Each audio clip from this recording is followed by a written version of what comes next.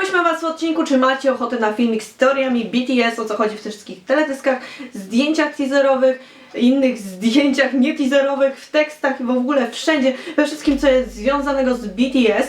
Oczywiście stwierdziliście, że chcecie, więc zaczynamy z tymi filmikami. Stwierdziłam, że podzielimy je na kilka części. W pierwszym skupię się na tej głównej teorii, kiedy to Jin według was i według wszystkich nie żyje. Mam wrażenie, że BTS samo nie wie, czy Jin żyje. Mam wrażenie, że Big Hit Entertainment samo nie wie tak naprawdę, czego chce. Ale najwięcej dowodów jest na to właśnie, że Jin nie żyje, więc w tym filmiku przytoczę wam wszystkie możliwe przykłady, dowody i symbole, a w następnym zajmę się innymi teoriami.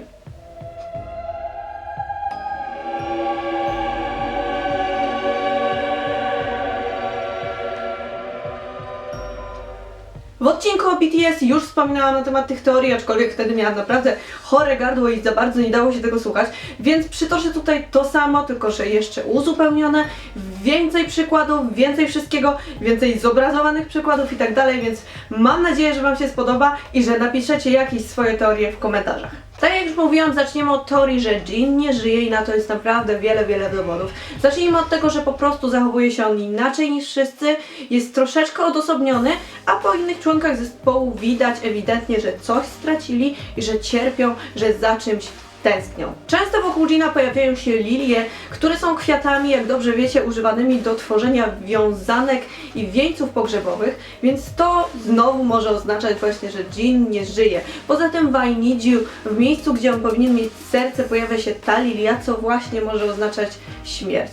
Poza tym Jin jest cały czas ukazany w bieli, co może oznaczać niewinność i trochę przychodzi na myśl nam, że może być tym aniołem, czyli po prostu odszedł. Poza tym jego sceny są w jasnych pomieszczeniach, co kontrastuje z tymi ciemnymi i niegrzecznymi czynami, których dopuszcza się reszta zespołu, reszta członków i po prostu sceny Jina są jak najbardziej jasne.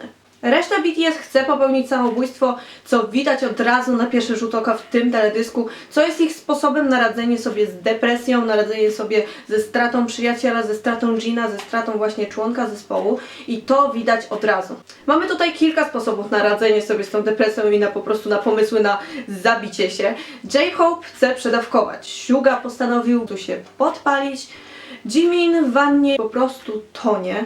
Jungkook po prostu zresetował bazę danych i ma pustkę w głowie, na nic nie reaguje, nieważne, że ktoś go bije, nieważne jest nic, po prostu jest taki pusty. Widać tą pustkę po stracie przyjaciela ewidentnie. V?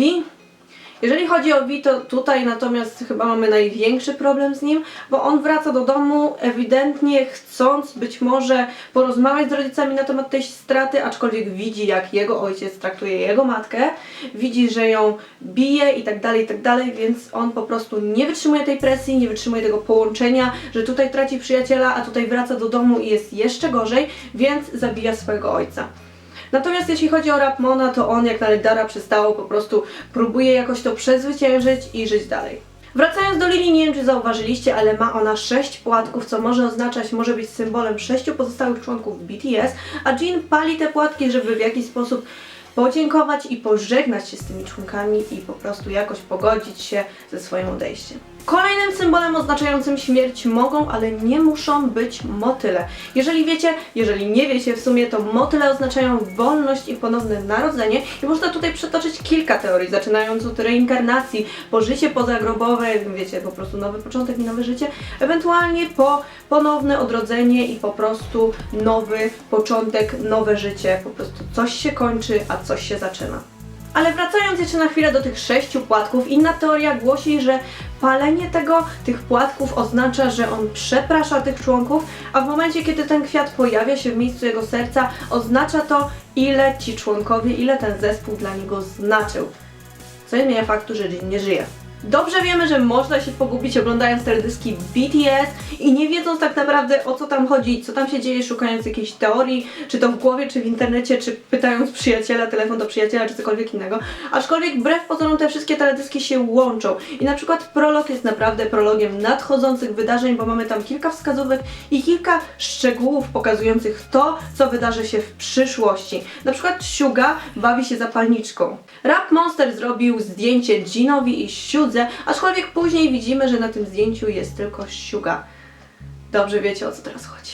Co prawda Vi jest chyba jednym z członków, który radzi sobie najgorzej z tą depresją po tej stracie Gina. Skacze z platformy do wody, jednak nie ginie, bo czujne oczy Armii dopatrzyły się czegoś i w związku z tym nawet w zdjęciach teaserowych, gdzie członkowie mają mokre włosy, co może oznaczać, że uratowali Vi.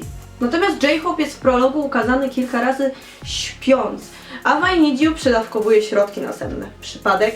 Nie sądzę. Jeżeli chodzi o Jimina w wanie, to widzimy, że on podpala jakąś kartkę, a potem popełnia samobójstwo, topiąc się, natomiast na zdjęciach teaserowych widzimy Vi, który pisze podobną notkę, podobną kartkę i być może był to list pożegnalny. Wracając do obojętności Jungkooka, tak naprawdę ma on wszystko totalnie gdzieś, nic go nie obchodzi. Co prawda wpadł na dwóch kolesi, którzy zaczynają go bić, ale on nie reaguje i się nie broni, jest mu wszystko jedno i koniec końców potrąca, w sumie to chyba zabija go samochód, koło motelu Sugi.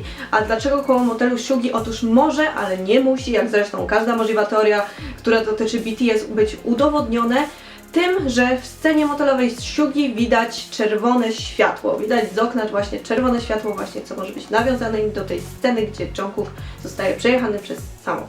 Jeżeli chodzi o Run, to chłopaki tam ewidentnie przesadzają z alkoholem, narkotykami i we wszystkim innym po prostu, co jest złe, co jest też sposobem na ich radzenie się ze śmiercią Jina. Co ciekawe, istnieje teoria, że J-Hope i Jimin już wtedy nie żyją, bo są podobnie jak Jin wcześniej ukazani w bieli, a także lądują w stosie piór. Anielskich piór. Może anielskich piór, ale niekoniecznie, ale może być to nawiązanie właśnie do tego. I to się dzieje w momencie, kiedy inni mają bitwę na poduszki, a Jungkook razem z Sugą się po prostu nawalają. Znaczy biją. Po prostu się biją. To właśnie Jungkook, czyli ten najmłodszy, jest tym, który budzi się jakby z tego transu po stracie Jina jako pierwszy i zdaje sobie sprawę z tego, że jeżeli nie przestaną i nie zapanują nad sobą, to wszyscy koniec końców zginą i skończą tak samo, jak skończył Jin. Przytula on Sugę i próbuje nad nim zapanować, gdy ten wpada właśnie w jakiś szał i próbuje rozwalić pół świata. Jin w tym momencie pojawia się na tej imprezie i właśnie widzi, co się stało z resztą zespołu, jak reagują na to odejście jego i co tak naprawdę się z nimi stało, do jakiego stanu się doprowadzili. Jeżeli chodzi o Blood, Sweat and Tears, podobnie zresztą jak wcześniej Fire, to wszystko nadal ukazuje, jak oni sobie radzą z tym wszystkim, zostają się takimi jakby rebeliantami, przesadzają właśnie, tak jak już mówiłam, z alkoholem, narkotykami, seksem, przemocą i rządzą władzy. W Blood, Sweat and Tears ewidentnie mamy to pokazane zarówno w tekście, jak i w teledysku, chociaż ten teledysk, jak dobrze wiecie, ma dużo więcej symboli, ale to zostawię na inny filmik, bo to już troszeczkę odbiega od tej teorii o nieżywym Jinie, ale tylko troszeczkę wbrew pozorom, bo wszystko się ze sobą łączy. Natomiast jeżeli chodzi o Spring Day, to podobnie jak w Blood, Sweat and Tears jest dużo ukrytych symboli, jest dużo nawet wyraźnych symboli. Na przykład jak w Blood, Sweat and Tears było nawiązanie do mitu o Ikarze, były obrazy, było dużo takich właśnie symboli do opisywania. Tak w na przykład Spring Day jest Omelas, jest na przykład nawiązanie do katastrofy statku Seoul, gdzie zginęły setki studentów i tym nawiązaniem jest ta góra ubrań, która szczególnie ten moment, kiedy ona jest pokazana na tle tych chmur, które wyglądają jak ten ocean, chociaż teorie są różne i muszę wam powiedzieć, że natknęłam się na bardzo ciekawe niektóre, które niestety albo stety też mają jakiś sens, ale właśnie takim głównym założeniem to był ten statek Seoul. Ale poza tym w Spring Day jest także nawiązanie do tej historii, która była wcześniej, do Gina, który nie żyje, bo tak samo jak zauważyłyśmy od razu w naszej reakcji, którą możecie sobie obejrzeć klikając tutaj, tak zauważyłyśmy, że sceny Gina są często pokazane właśnie w innych kolorach, takie jakby sepi, czyli coś, co już było, jakieś retrospekcje, wspomnienia, coś, co już minęło, czyli Gina po prostu nie ma i znowu był sam, był samotny i to było widać. A poza tym na przykład scena z Jiminem pod koniec z tymi butami. Było naprawdę dużo insynuacji na temat tego, że to Jimin ginie, jednak to nie jest Jimin, podobno to nie jest Jimin, zresztą to zostało udowodnione, bo czujne oczy Armii dopatrzyły się, że Jimin w tym teledysku miał inne buty, więc to nie może być on, nie mógł zginąć, ewentualnie zginęli wszyscy.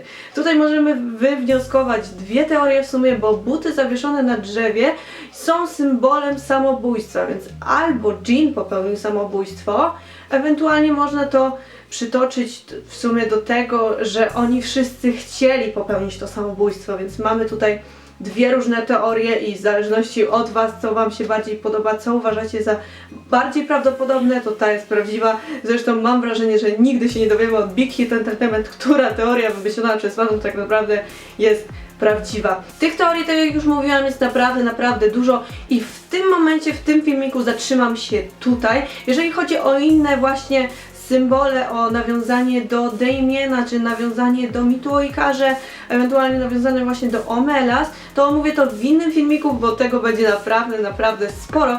Więc jeżeli Wam się podobało, to dajcie znać w komentarzach tutaj pode mną na dole, czy chcecie kolejną część, ewentualnie napiszcie jakieś ciekawsze, ewentualnie mniej ciekawe, absurdalne, ale równie możliwe teorie, które będę w stanie rozpatrzyć w kolejnych częściach.